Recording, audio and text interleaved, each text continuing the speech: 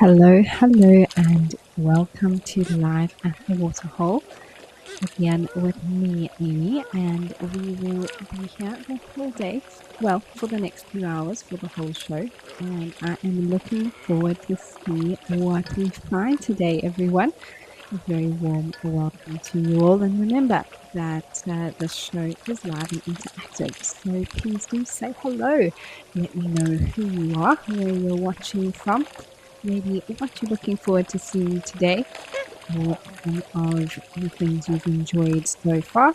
And as we go along, I always love to hear if you have any questions about what we're looking at or anything at all. You can join the conversation on X using the hashtag WildEarth, or you can send through your comments and your questions on the WildEarth website or on the app.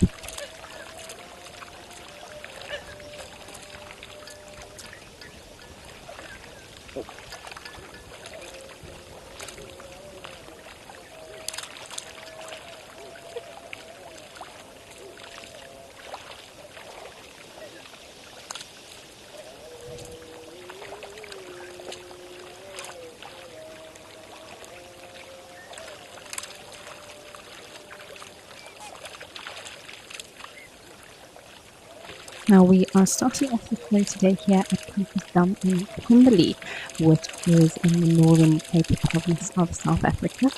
And we are looking at some flamingos as well as some red-knobbed coots.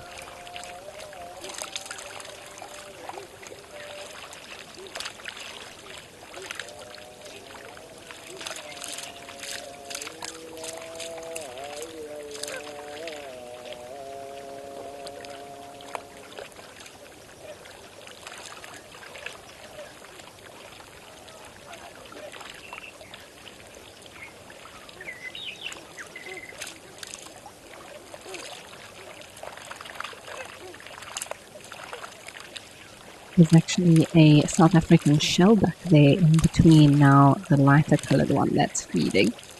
Love when a duck swims and dips underneath. Look at that. It's amazing that they can turn back right ways up.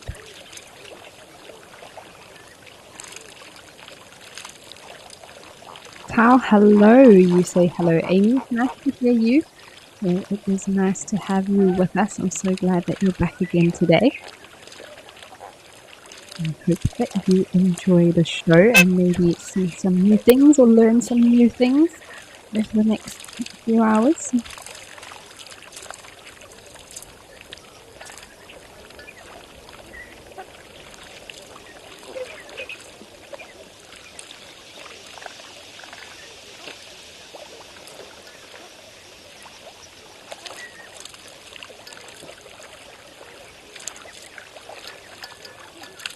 Now, thanks to Africam, we have a lot more locations available to us, which has been rather exciting for me coming back since the change happened. And it has been a wonderful week, seeing new places, seeing some different animals and behaviors, and just being able to experience some new views and waterholes across Africa. It has been wonderful.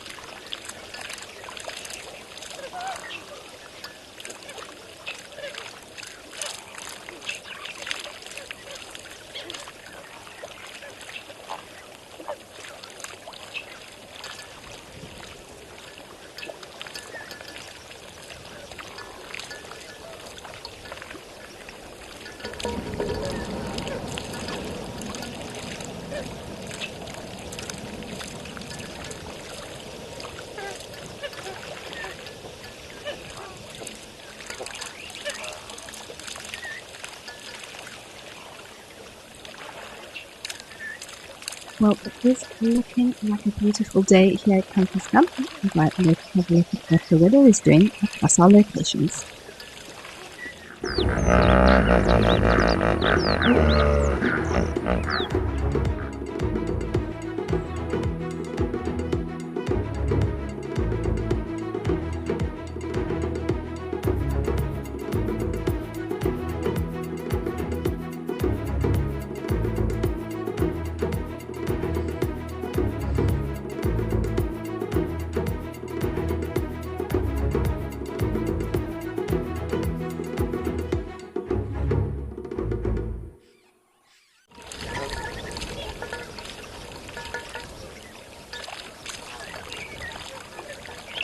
and once again rather warm for the most part.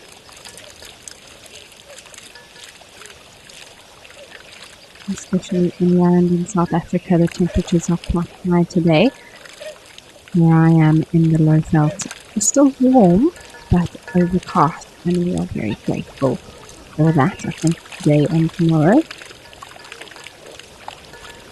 we'll be experiencing mid-high 20s rather than mid-to-high 50s.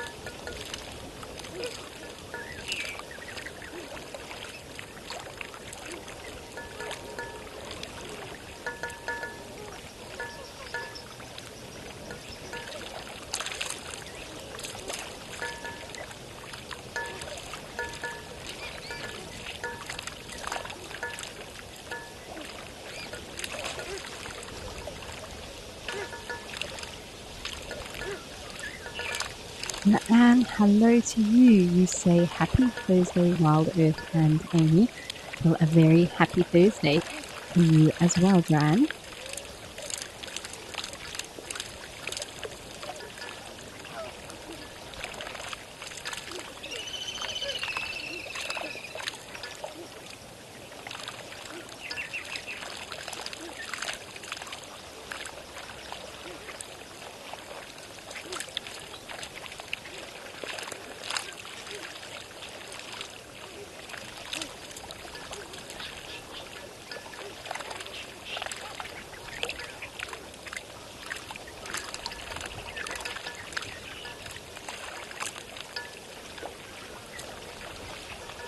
It was fascinating to watch flamingos and how they feed. I wish we had actually an underwater camera so you were able to see exactly how they sort of tip their heads completely upside down so that they can filter through using their beaks.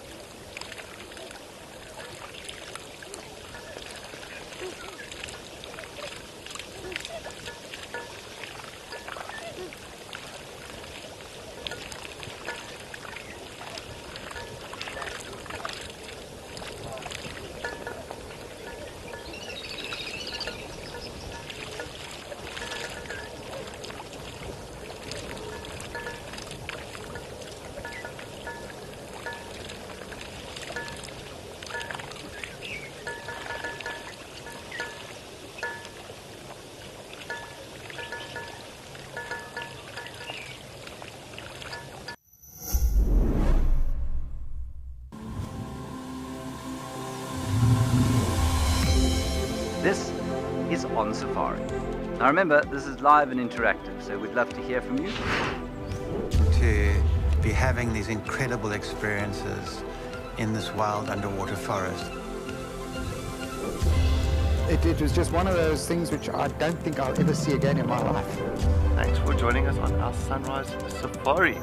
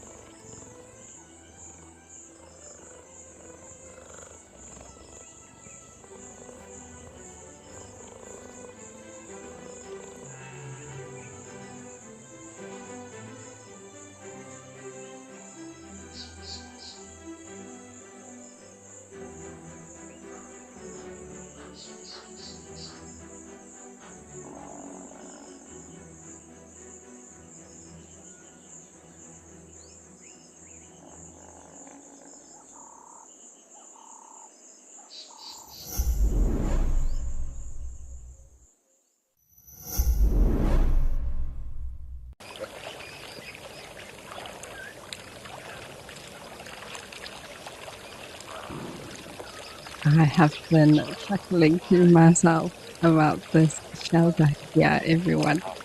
Look how funny it looks on it. I'm basically doing a handstand. Headstand, should I say, that would be more appropriate. Nina, you say an underwater camera would be fun. It would, wouldn't it? We just have to make sure we get some very clear water. Unfortunately, with many of these water holes, they're just too murky to have an underwater camera. But if it could be clear, it could be quite fun. Imagine seeing an elephant's trap as it's drinking, but from underneath.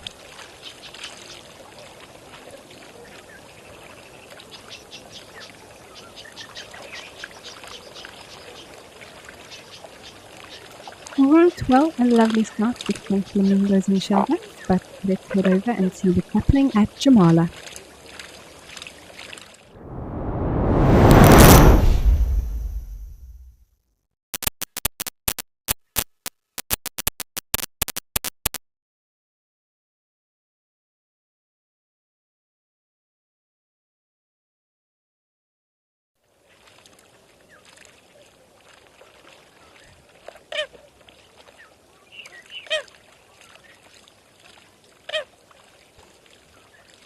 Oh, I do apologize for that, everyone. We've just had an audio issue there at Jamala. We are going to try and work on it and get back to those ellies as soon as we can.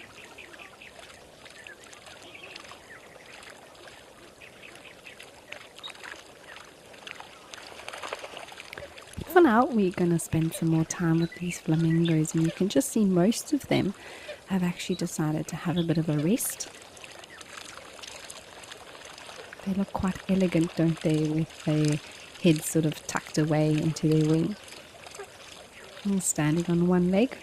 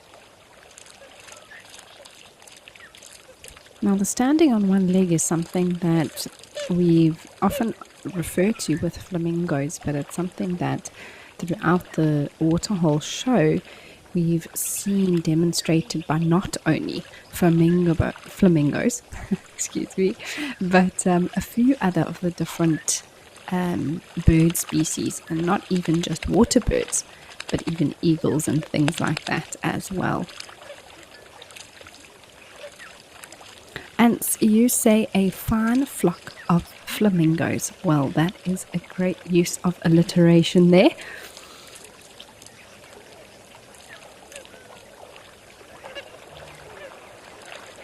Mina, yes, so many of them are taking a nap.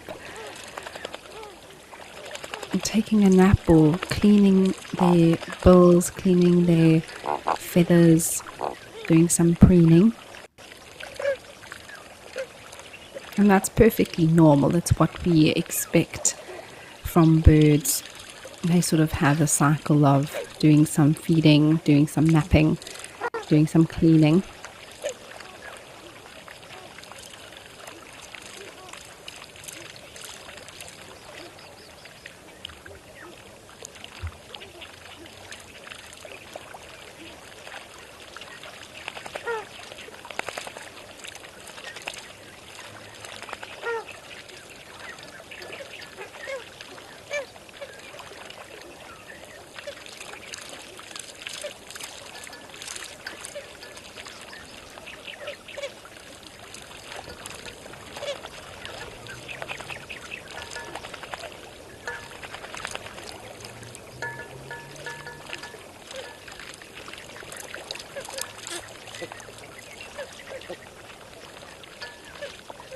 But I must say it is very useful for a flamingo to have such a long neck, especially when it comes to cleaning their bodies. Just have a look at that one rubbing its head around its tail feathers. It means that they can pretty much reach everywhere that they need to.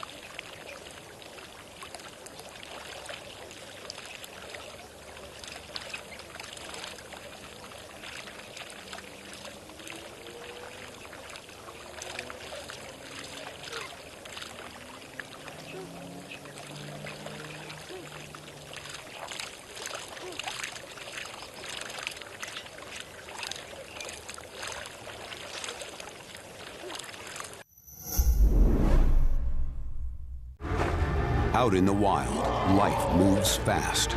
To capture the action, you've got to be in the right spot at the wrong time.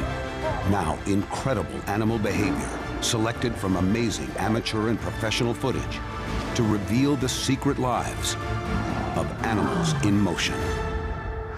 This is raw nature, caught in the act.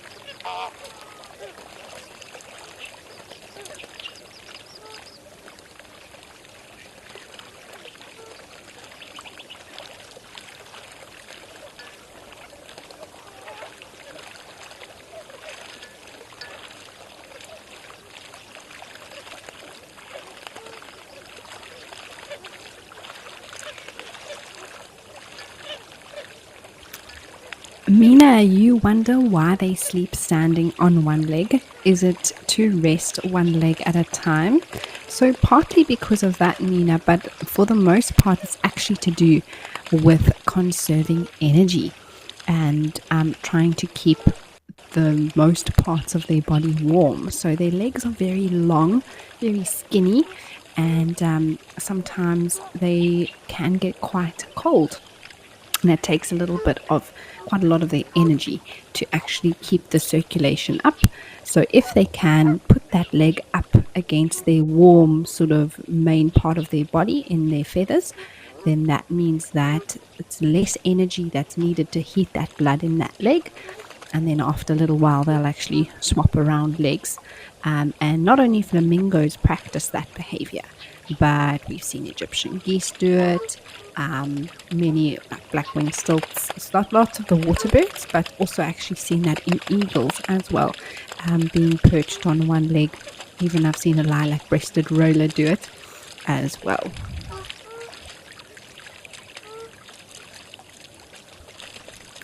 And so you want to know why their kneecaps are on backwards. Oh my word, you are so observant. Well done for noticing that.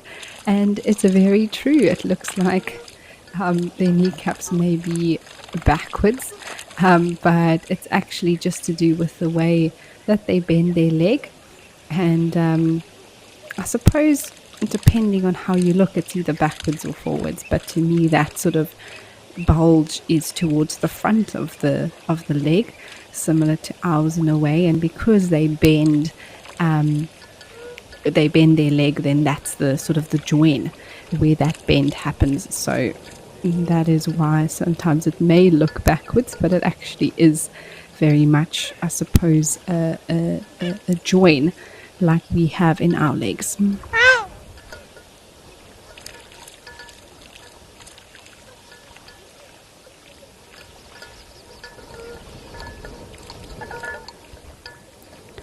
And so you'd like to also know if it is true that the color of shrimp make flamingos their pink color. It is indeed, ants, and it's actually to do with their diet in general. So they get the pink color from what we call carotenoids, which is a coloration that they get from their food. And flamingos, as well as other birds, are able to extract the carotenoids from their diet. And for flamingos, that may well include shrimps, and they can harness that color. And for flamingos, the main color they take out is pink, pinkish orange, depending on the species. And so we get the coloration that you see coming through in their legs, beaks, and some of their feathers.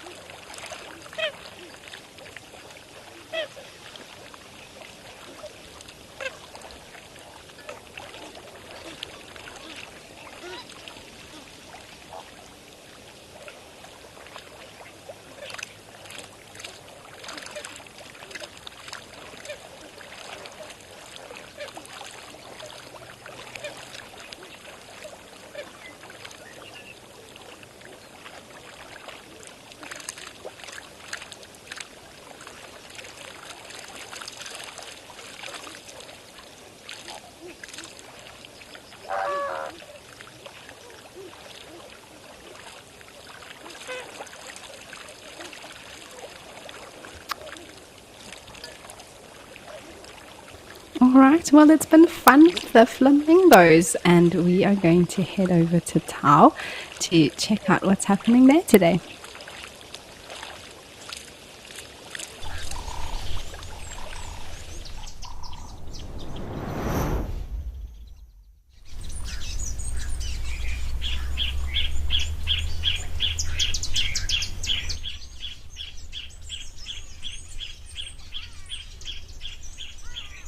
And here we have some ellies, everyone. How fun is this? They are already starting to cool down for the day. Looks to be two bulls. I think this one, I thought he was going to completely go down on all fours.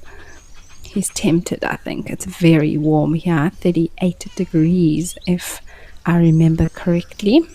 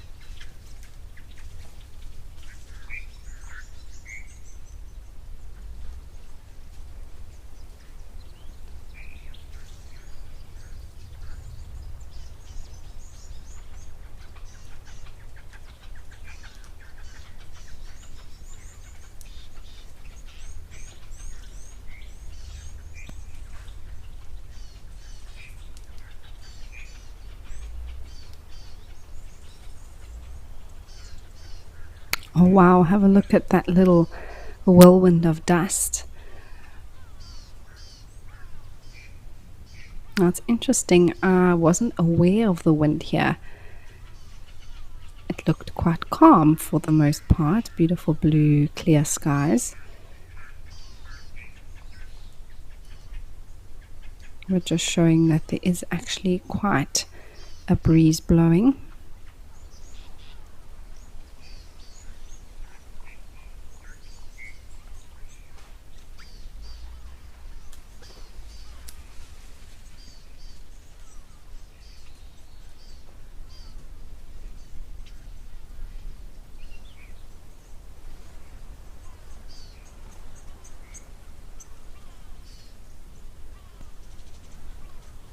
Alright, well, it was really cool to see the ellies coming down here already at Tau. Hopefully there will be some more later, but let's go see if we can spot any birds at Rosie's pan.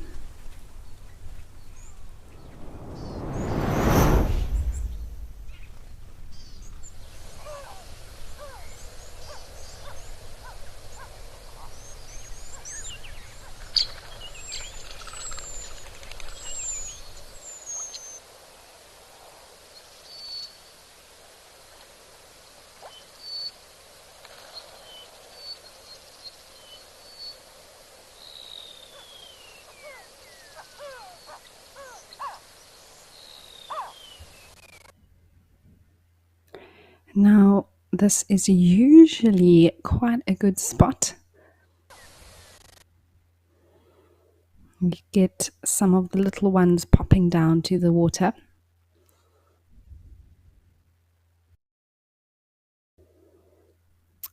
But unfortunately, that feed froze on us, and we've come back to this ellie bull who's now arriving at Tau for some water.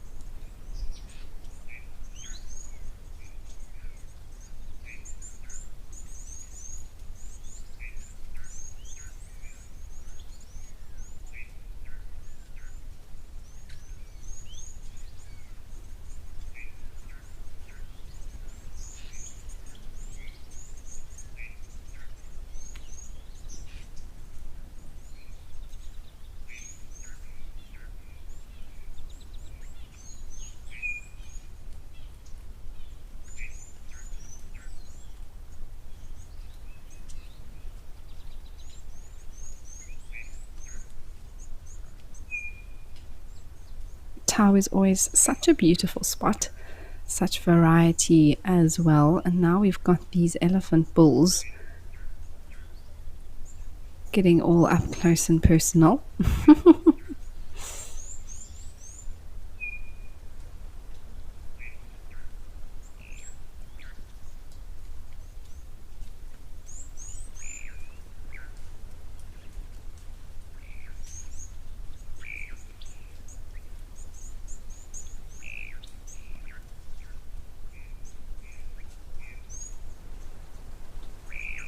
Now the one in the middle that's facing us does look like the most mature of these three individuals.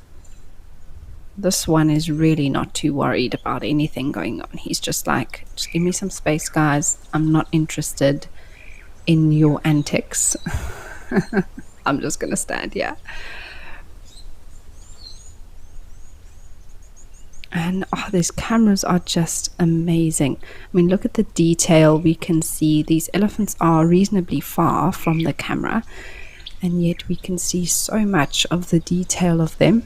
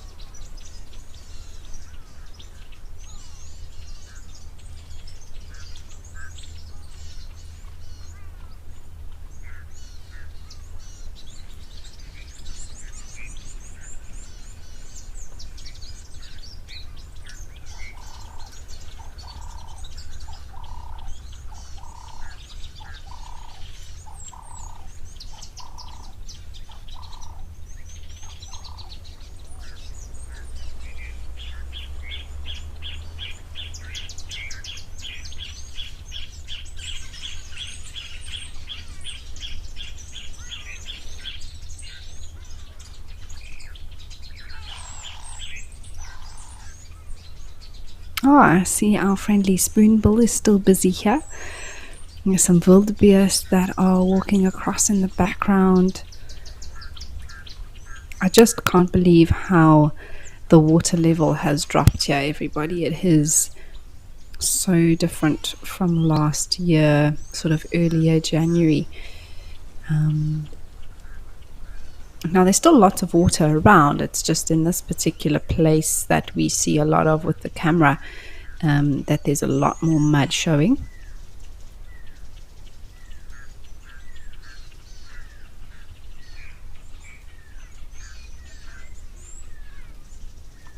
See a grey heron there, as well as a warthog. Yesterday we had some fun chatting about warthogs and looking at them.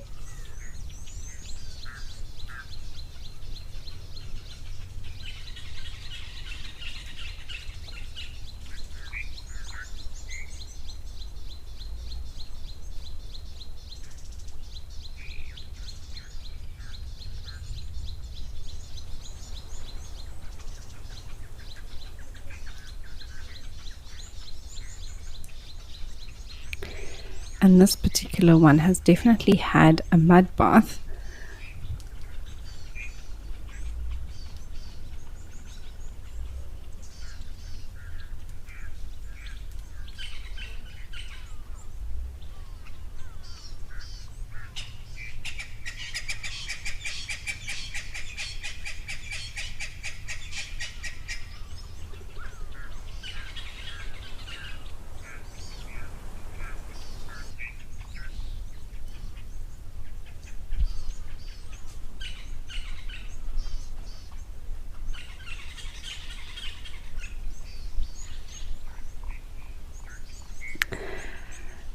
Alright everybody, well we are going to head up to Kenya and see what is happening at Oldonyo.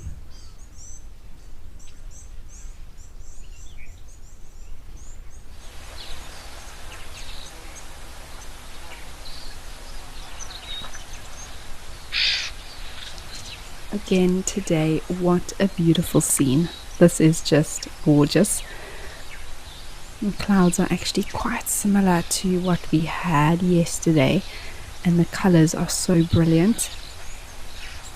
I definitely think that these giraffes are sticking around in the area at the moment. Lucky for us, they tend to enjoy this particular spot around the water.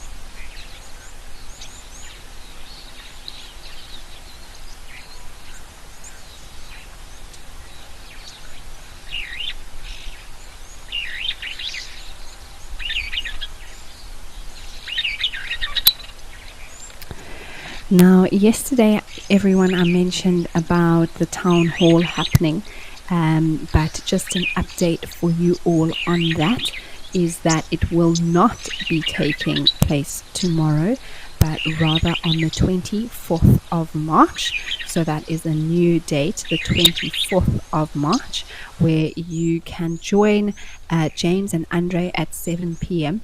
and they will discuss the developments, results of the donation drive, as well as Toyota updates about the new vehicles.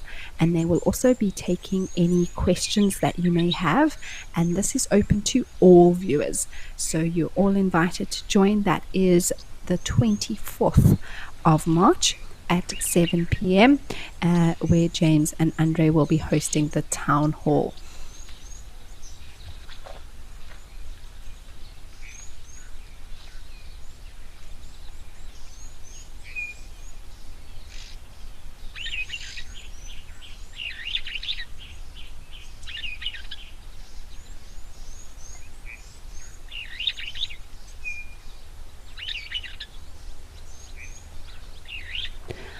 Joanne, you would like to know, do any of the animals damage the cameras or are they too high up? Joanne, it definitely depends on the location. If we think about Jamala, and I think Tau is also pretty high, they're sort of on a pole, so generally animals won't be able to reach them too easily. But if we look at the location like here at Oldonyo or Kataipan, or some of the other places, that's a lot lower, sometimes actually even completely on the ground like here. So it is a possibility that, things like stronger animals, let's say maybe leopard or lion or interested sort of younger juveniles will come and play with or attempt to access the camera, but that has been safeguarded against. We're looking at very expensive and valuable technology that's used in these cameras, so they're not just left out in the open. They are very, very well protected, and you'll find that this camera may very well be in some sort of concrete structure or have some sort of stone wall around it, maybe even very well camouflaged with the ground to protect it. So I don't think maybe it used to be when all these little things weren't quite realized of how animals can play and damage cameras, but now that has been compensated against. So we don't really get too much damage coming to the cameras anymore. They do get dirty. We saw yesterday at Kataipan there was an elephant that came past and flicked some of dirty water on, so that affected the visual a bit. So things like that happen, and sometimes they do come and try and put their mouth over it or tap, use their fingers, especially baboons, on the glass and things like that, but it only makes it all the more entertaining and not so much damaging as often in more recent times.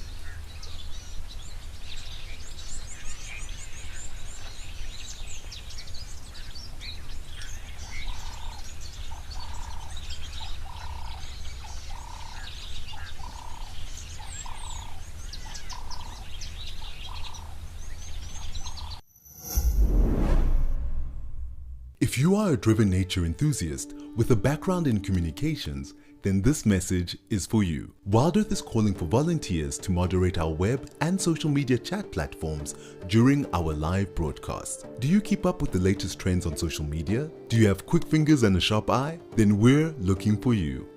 To apply, email your CV to us at jobs@wildearth.tv. Join the WildEarth team today. WildEarth, connecting with nature.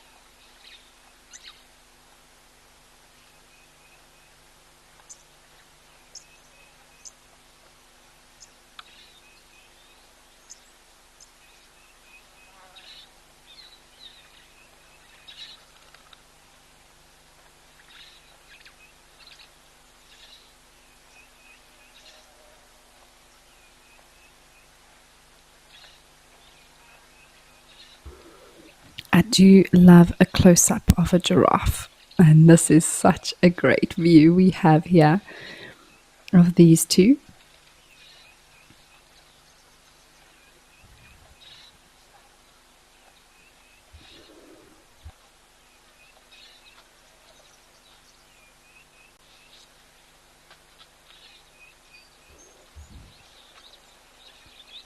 Oh, that one just regurgitated there, which was quite cool. Let's see if we can watch him do it again. So the one on the right at the moment is doing what we call ruminating, which is basically chewing its cud. Oh, and the flies are just bothering it there. I'm sorry, mister. So frustrating. He's disappeared now. Oh, he is still chewing. But when he stops chewing, everybody... Oh, he's going to have... I thought he was going to have a drink of water. Oh, this poor guy and these flies. But when he stops chewing, he swallows the cud, and then in order to ruminate, they need to bring back up that ball of undigested plant material. And because of the giraffe's long neck in particular, it's a good one to see. The ball's now going to come up all the way from the bottom of his throat. There we go. It just happened. But you can also see it happen with impalas as well. They're quite nice to notice. Come up, their skin on their neck is quite tight. So I always make a point of seeing that happen.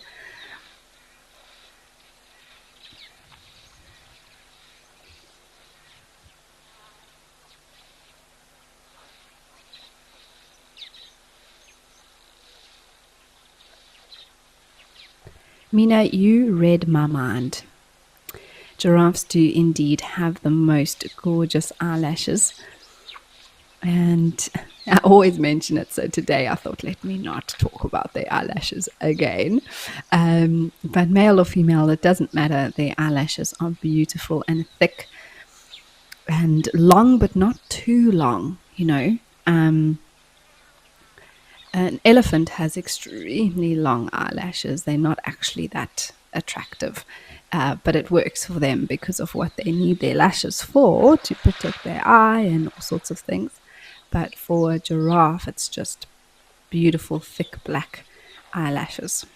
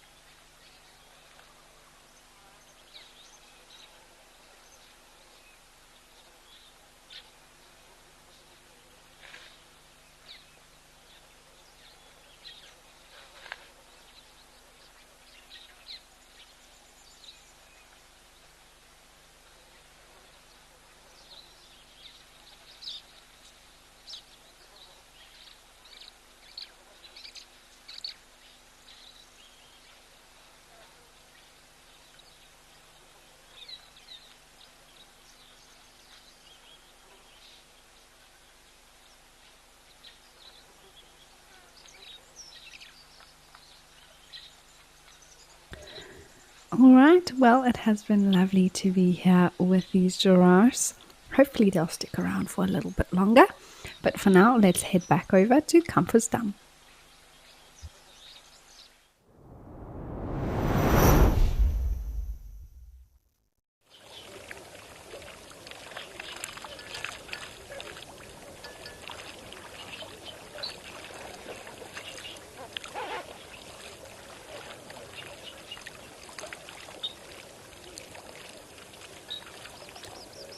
Well, they are still here, everyone, doing their thing. And you actually sent in a comment earlier about them, saying they are very nice birds. They walk around on their tall legs in the water and socialize with their friends all day. Fascinating. They are fascinating and fantastic. How many F alliterations can we come up for flamingo? Now this view, everyone, we were actually, I was asked yesterday about how large this body of water is. And you can see it all the way going around the corner there. So very, very big indeed.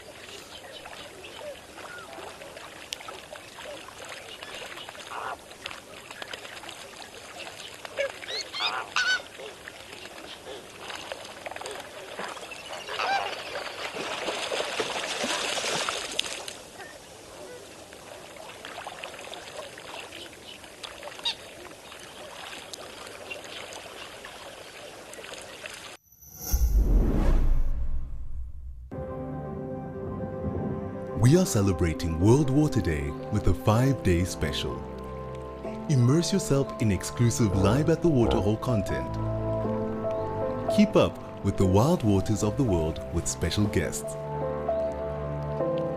Tune in for live drives around a deep dive into our watering holes.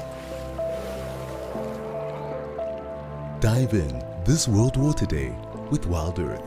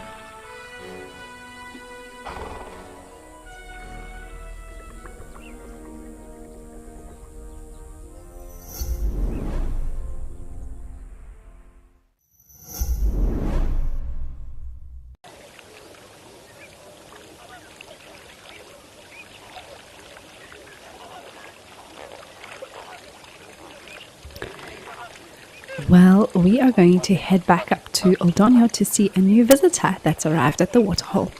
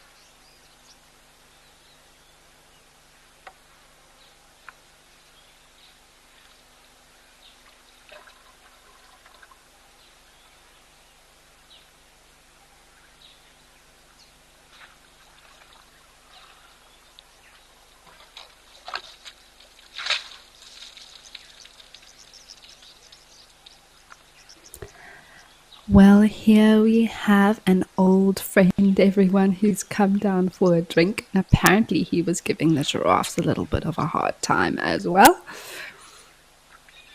But I recognize this fella. He was here yesterday at Oldonyo Lodge, and we actually just got the tail end of his drink, and he walked away quite soon after we arrived. And the reason I say I recognize him is because of that short tusk on his right side. We can't see it so well now, there's just sticking out. But I clearly remember the way it was broken off, and we even chatted about if it is painful if an elephant loses a tusk. And so I think this guy's been around in the area and now has come back for some more water today.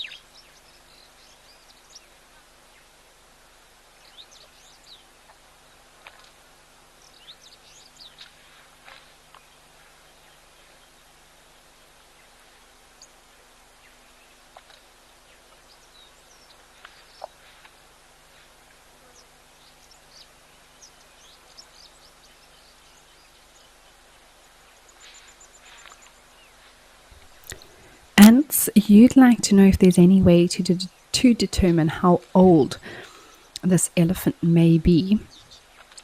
And it's a good question, Anson. There's definitely indicators that we can use to help us give an idea. But unless this particular elephant was seen at birth and has been monitored since then, we can't say an exact, this elephant is 42 years, 8 months, and 6 days old. But what I can tell you is that this is a mature elephant bull. First of all, his size. You can see how large he is. The size of the head as well. When we could see it, you just see, whoa, that's a big elephant. Secondly, you can see the tusks are quite thick, but also are long, well, the one that's not broken, and then they also are quite thick. And there's also, where the tusks come out of the head, it's very broad. And there's also a sunken in bit around the temples of his head. Hopefully we can get another look at that. And all those factors together give us a sense that this bull is older, more mature. And then also have a look at his ears. They're very tattered. There's quite a few tears in them, little holes and things like that. Now that can happen to an elephant of any age, but with so many, you tend to get that with more life experience or more time out in the bush. And so with those factors together, I would say anywhere between 35 to 40 years old, also even 40 plus. As the bulls get more and more towards sort of their max lifespan, it becomes more difficult to say exactly how old they are, but definitely over 30 and even possibly 40 plus years old, this particular bull.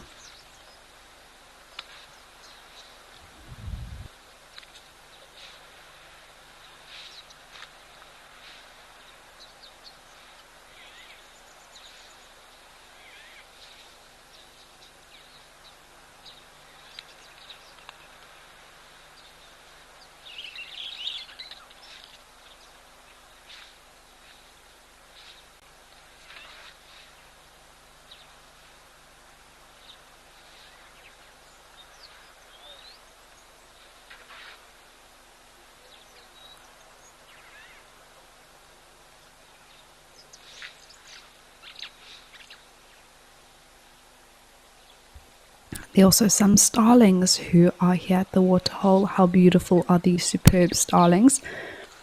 By far one of my favorites to see here. There's also some greater blue-eared there, the plain one without the rufous chest, or belly I should say, more than chest.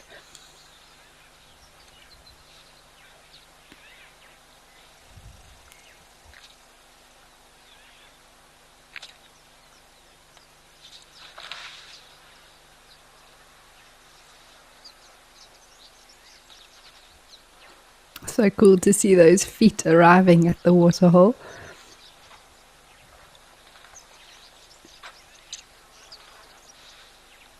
I find elephant feet so fascinating, the fact that such a large animal can be so quiet when walking.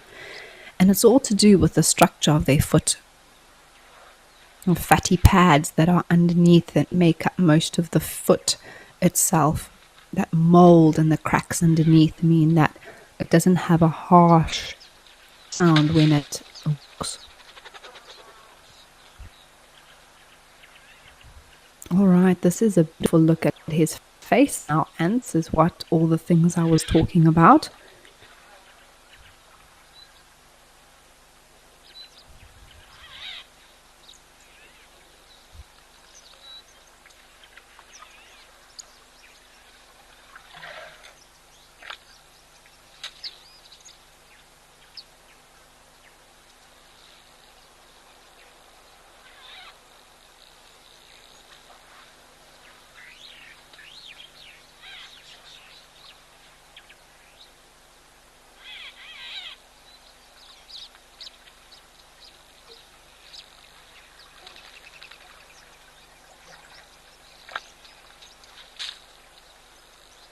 You can see those very sunken in area above his eyes there. Very large head as well.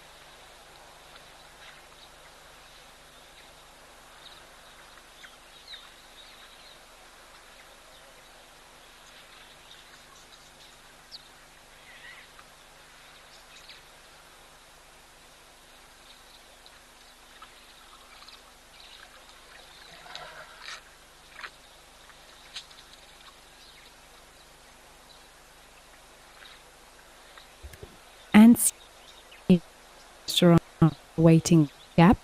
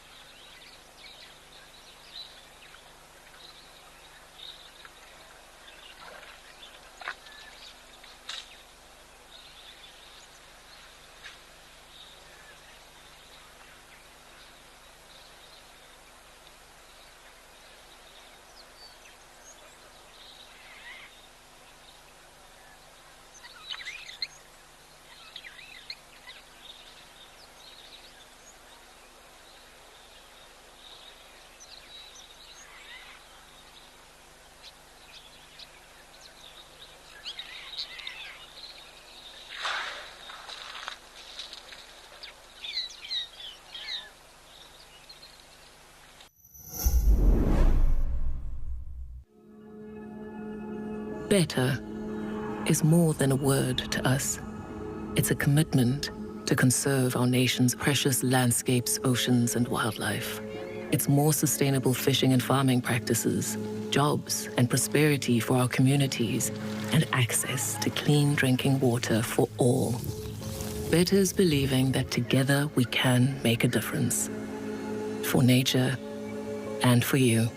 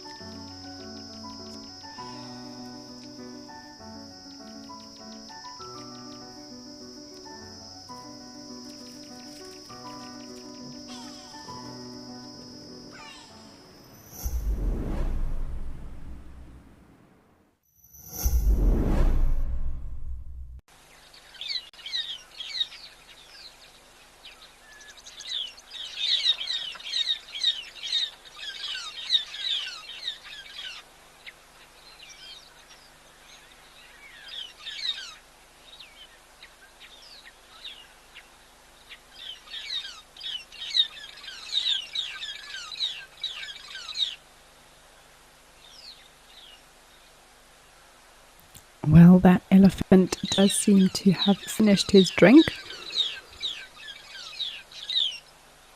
And yes, he was like a grumpy old man. Didn't want anyone else at the water. But hopefully now that he's moved off, the giraffes can return without bother.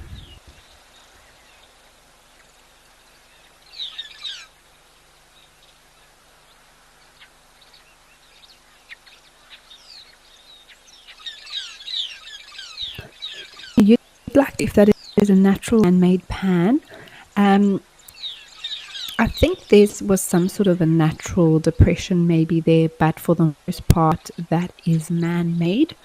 You can actually see some of the way the rocks are placed within the basin right at the bottom. And then there is pumped here at Old on Your Lodge.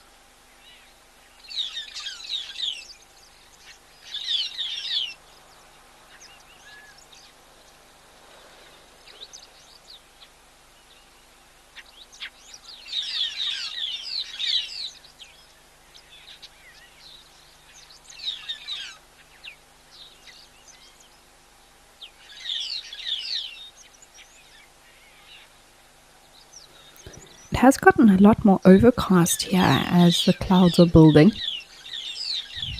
And this is the tree that we usually actually see quite a few little birds in.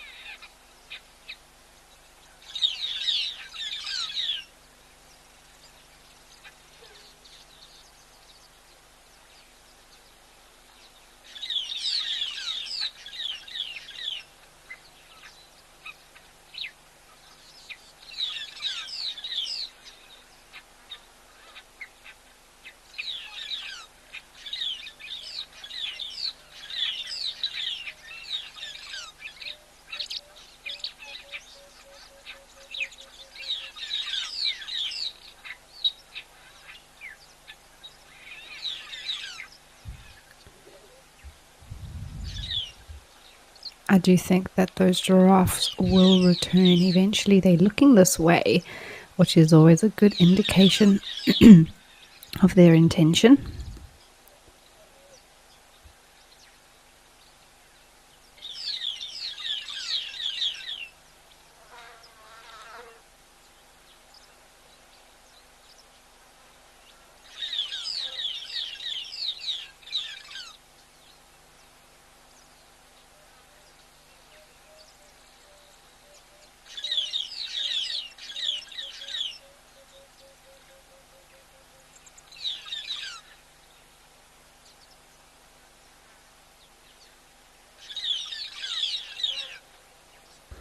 There's a small little bird around this tree, but it is very, very small, far away, so unfortunately a bit to try and say exactly.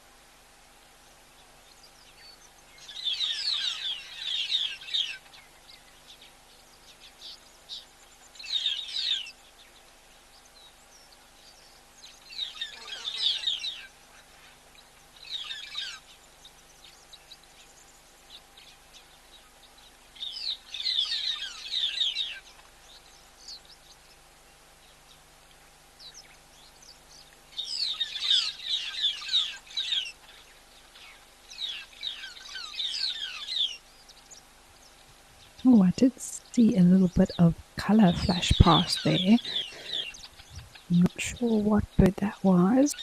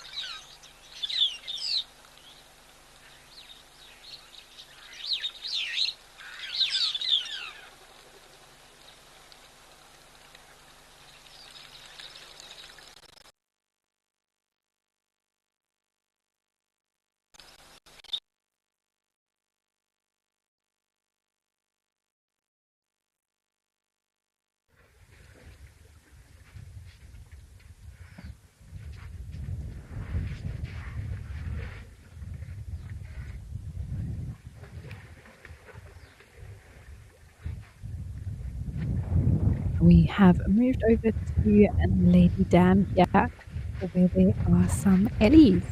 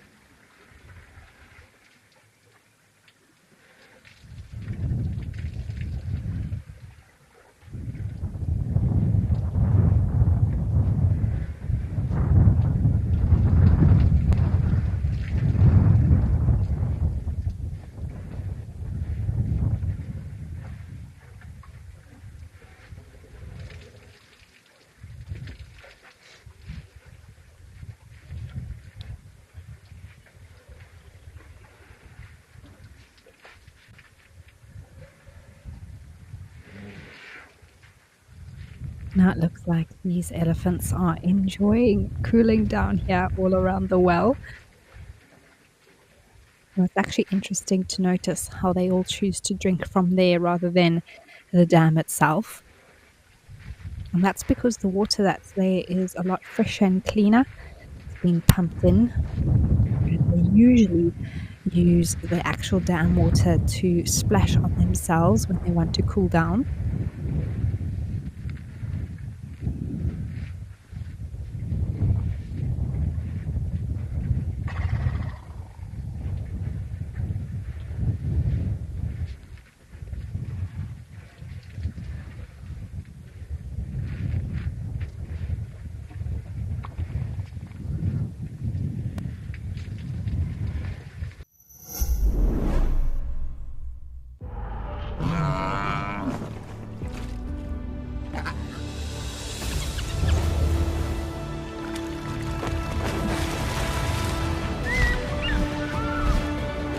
Experience captivating wildlife documentaries showcasing incredible animal behavior for free by visiting lionmountain.tv or downloading the app, accessible on both Apple and Android platforms.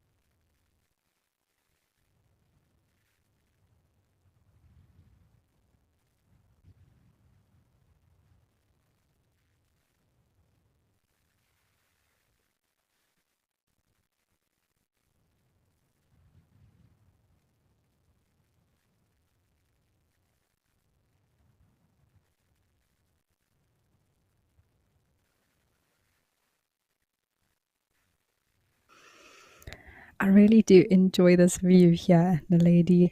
With some of these cameras, it's amazing how close we can feel to these elephants.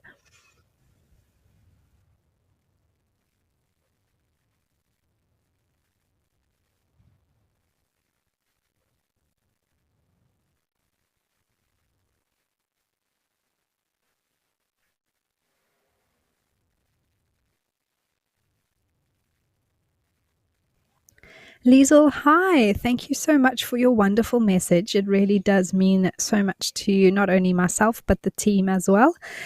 When we hear how much our viewers enjoy the show and you say that you are hooked on the channel, it is fascinating how you all bring us so close to wild animals. I have never seen like this before.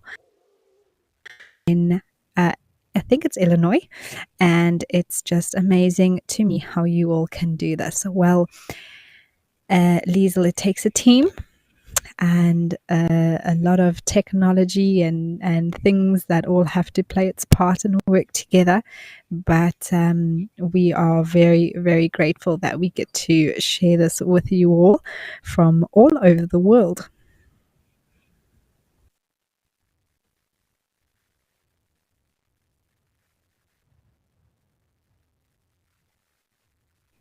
Oh, look at the little one. I'm sure it can't even reach the water from down there.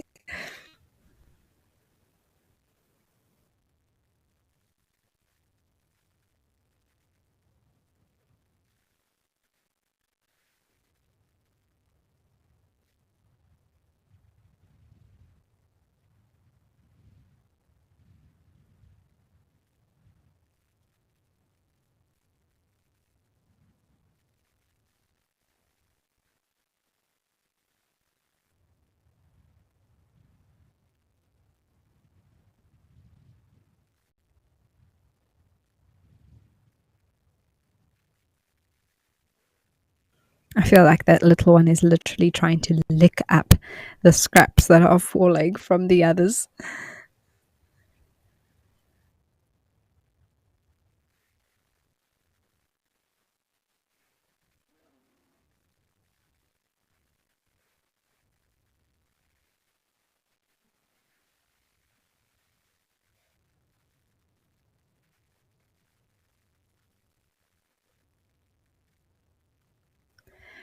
Sandy, hello. Good morning to you. Just joining you this morning. It's good to have you with us, Sandy. And you want to know why elephants swing a leg back and forth. Sandy, when I see an elephant doing that, I associate it with it thinking.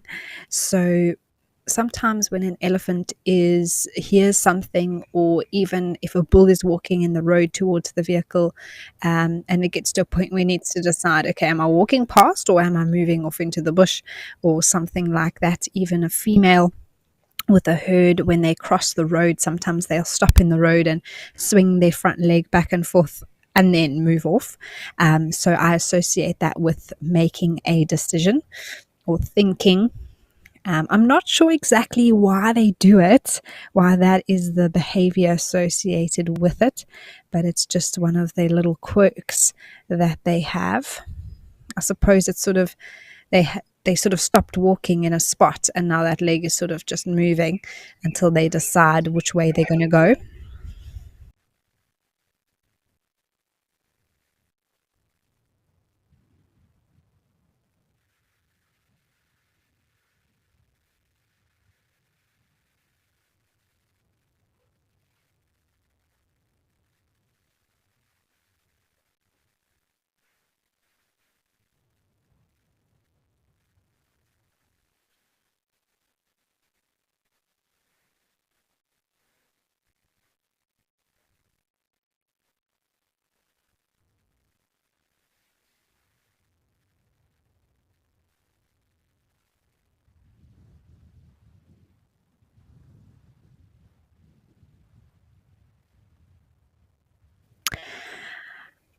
Well, let's head up to Kenya and see what it is that is on the ground.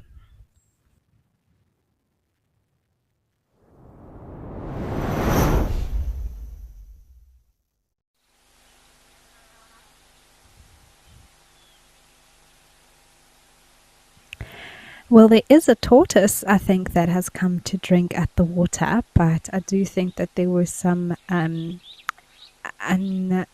unstriped ground squirrels that were moving around.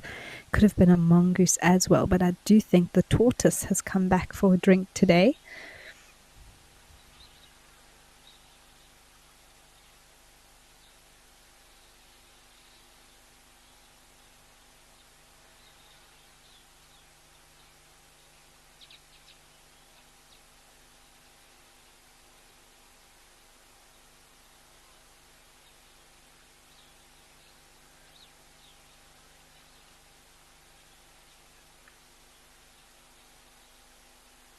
How cool is this, everybody? This is a leopard tortoise. I'm not exactly sure if it's the same one that we saw the other day. It very well may be. But tortoises do love a bit of water. And when it is available, they will come and drink.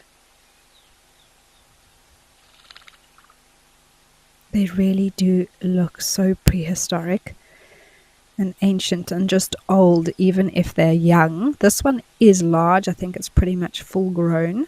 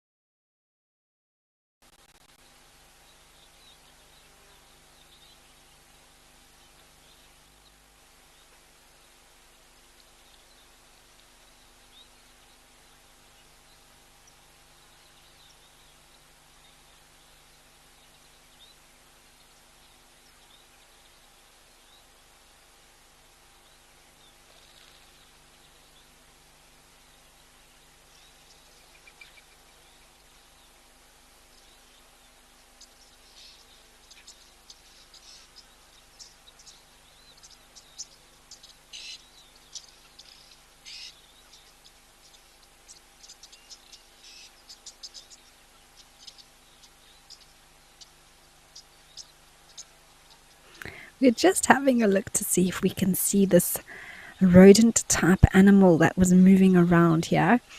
Nadine's sure that it looked somewhat like a mongoose. I do know of the squirrels that I've seen here a few times, but very well maybe a mongoose. So we're just going to see if that pops up at all. While that tortoise is moving off. Mindy, you say the tortoise was awesome?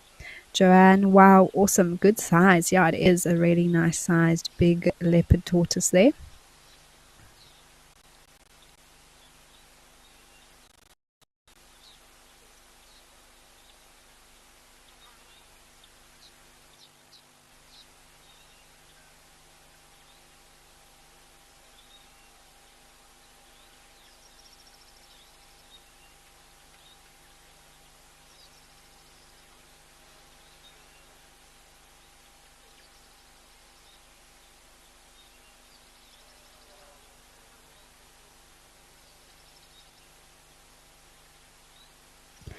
Now, usually we think of tortoises being very slow animals, but they can actually move quite quickly when they want to.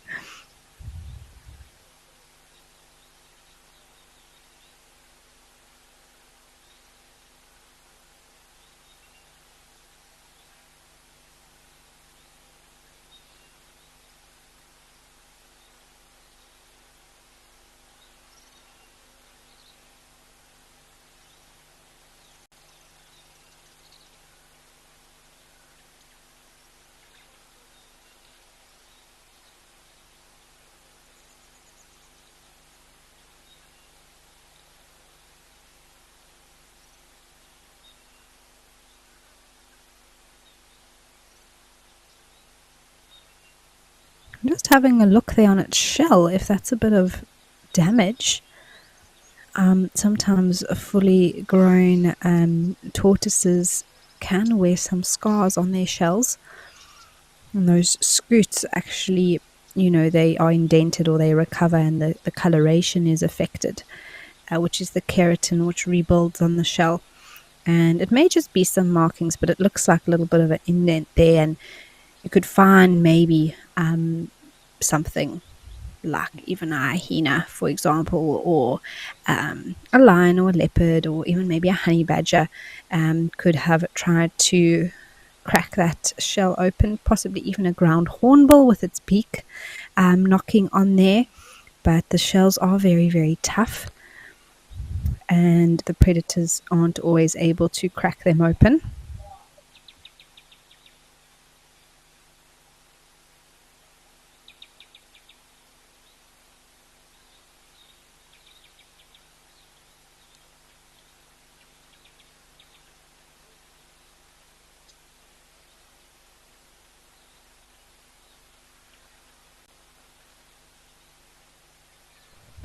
Oh wow, that was a black-backed jackal that just came across the background there. That is my first jackal, I think, to see on the Waterhole show, of course.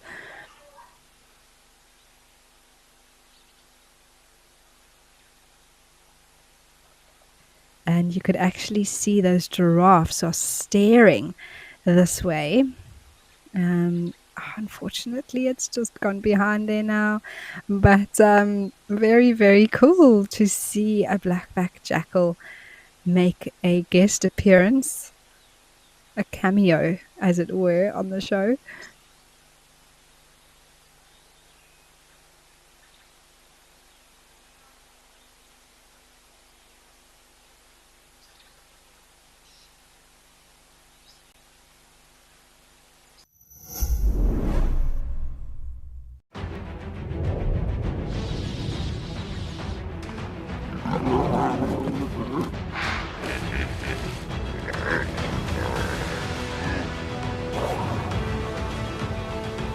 Experience captivating wildlife documentaries showcasing incredible animal behavior for free by visiting lionmountain.tv or downloading the app, accessible on both Apple and Android platforms.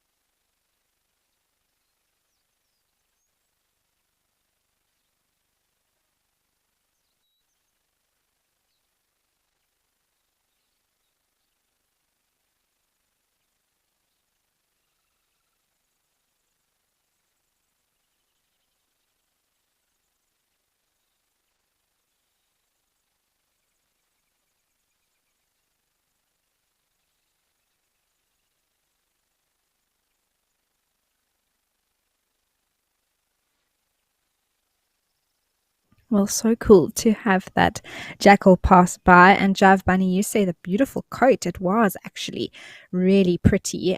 Some of the jackals that we tend to see have a little bit of a faded coat or not quite so black and silver, but that one was really, really nice.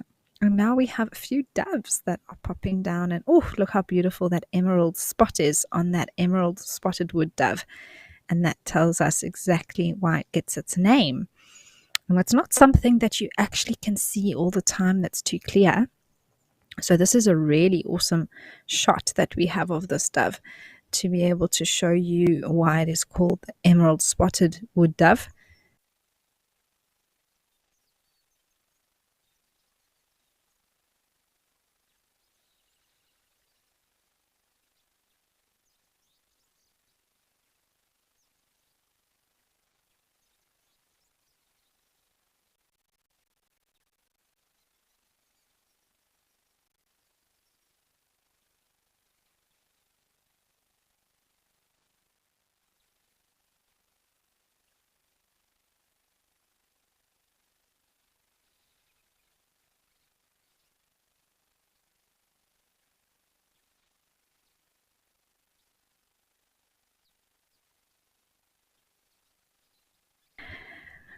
Well, everyone, we had some visitors to Olifants River, and we are going to take a look at the clip of them that happened in the last day.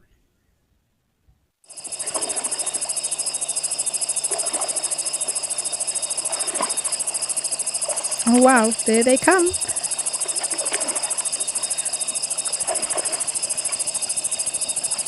It's so wonderful that we get to show you a bit of this nighttime footage.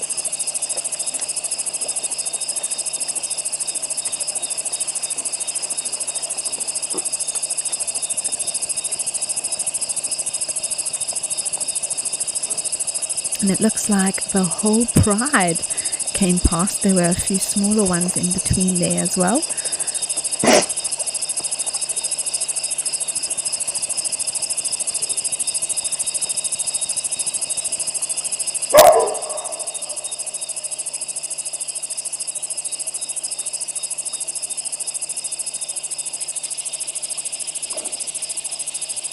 Very typical to see a pride of lions on the move like this. Oh, there comes a big male in the back with some of the smaller ones. And lions love to move at night once the sun is set.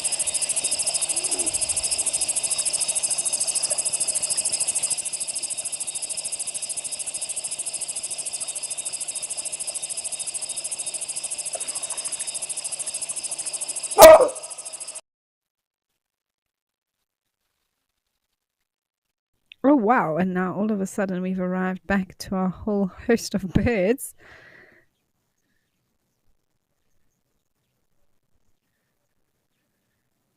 There was a superb starling there and an oxpecker. I wonder where the oxpecker has come from, if there's a giraffe close by or something like that.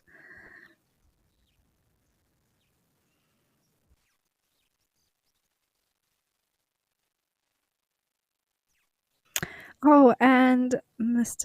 or Mrs. Tortoise is back. Although, yes, I do think, Nadine, this is a different one, a lot smaller in size, hey? And it could have been, I thought I saw a round sort of rock just behind the previous tortoise in the sort of rim of where the grass starts, the boundary there. And I think it was maybe waiting or on its way slowly. But this is definitely a different tortoise to the one we had earlier here.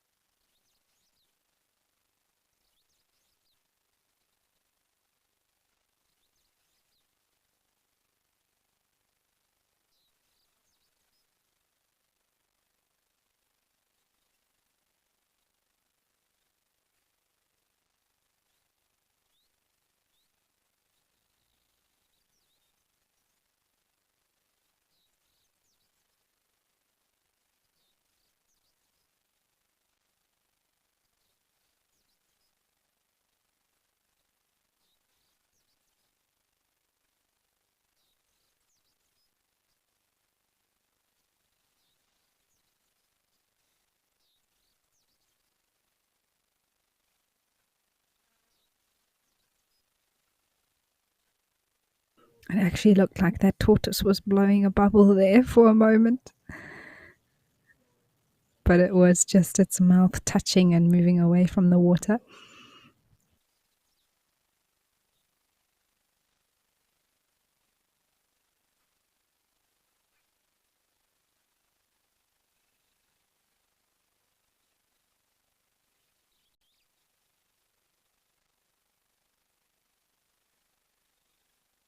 No, it is a little bubble there. I wonder if he's blowing out water from his mouth or perhaps his nose that's forming a bit of a bubble there. Prairie dog, you say wow. Very, very cool sighting indeed today.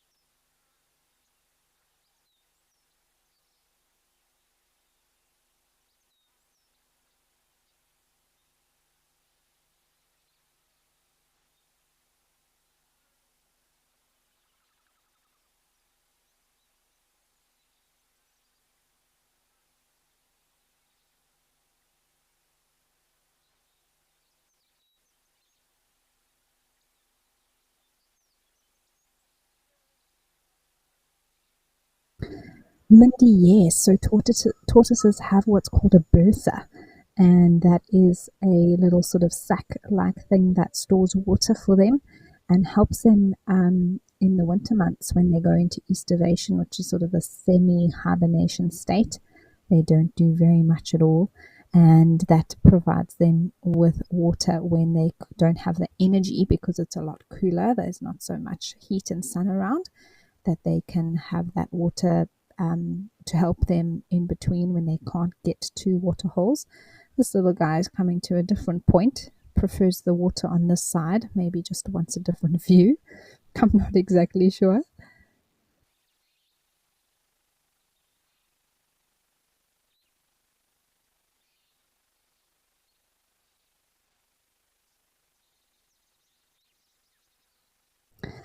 Mark, you'd like to know if these tortoises are old, and they can get old. They can get very old, anywhere to about 80 years or so, usually 40 to 50 years in the wild. But this tortoise is younger than the one we saw earlier, and we base that on their size. So a fully grown leopard tortoise is about 40 centimeters in length or so, which I think was very close to what we saw in the one earlier. And this one is a little bit smaller than that. So they can be, anywhere from 30 years plus, I suppose, and in age. So it's impossible to say exactly. But these are quite big, the one being a little bit bigger than the other.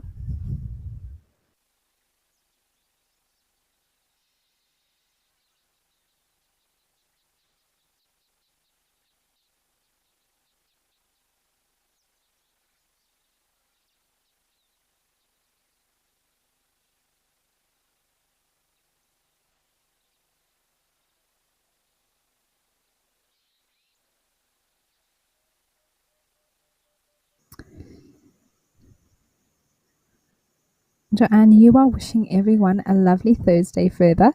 And good job, Amy. We'll see you tomorrow. Indeed, we will as we head into the last few minutes of the show. Thank you so much to everyone for joining us today and enjoying it so far. And straight after this, we are going into the On Safari show before we head into your very own live game drive out in the African bush, which will begin at 3:30 Central African time.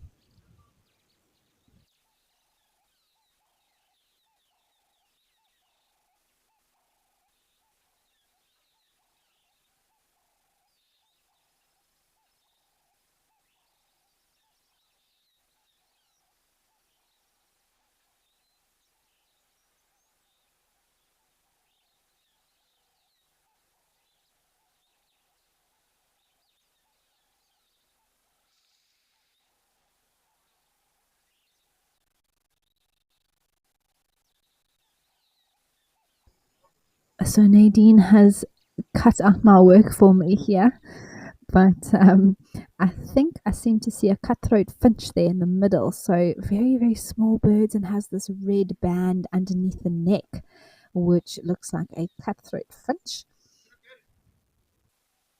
You can actually see it more clearly now, the one in the middle there.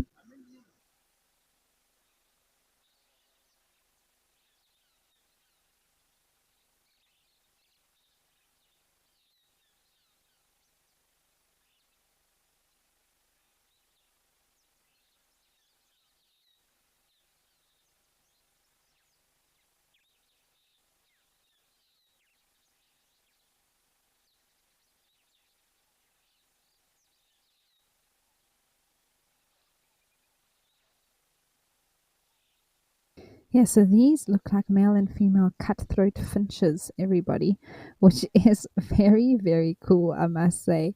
They are such tiny birds, so well done on Nadine to try and focus there on them. They can be quite mottled in color.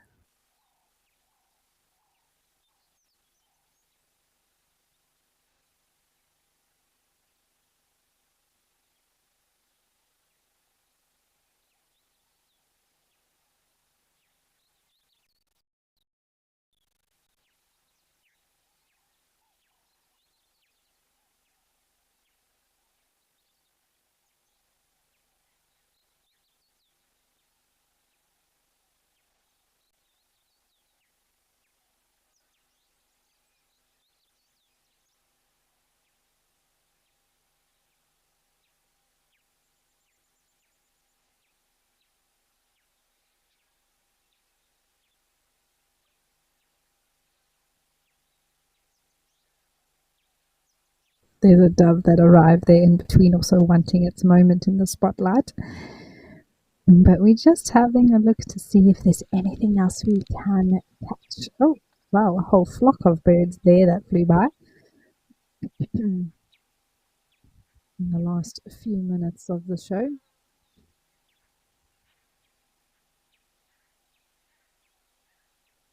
But for me, everyone, it really has been a wonderful show today. So much variety and lots of cool things, including that little cameo by the jackal, which was fantastic. So thank you so much, everybody, for sending through your comments and your questions. We really do always appreciate it.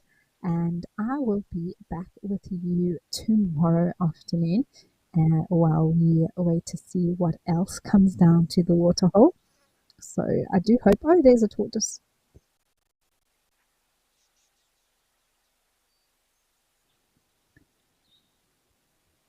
I have no idea if that's the same one or not. But anyway, thank you so, so much, everyone. I'll be back with you tomorrow. Please do stay tuned to WildEarth for the upcoming show. And I will chat to you all again tomorrow.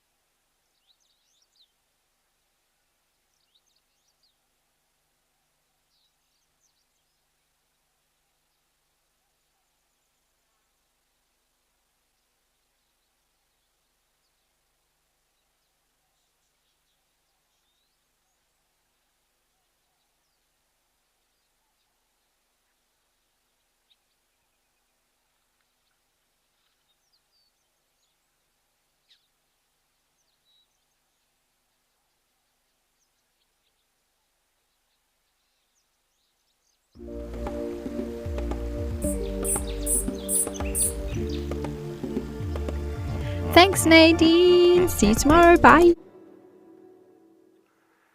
A very good afternoon to everybody tuning in. My name's Chad. On camera today we've got Paul.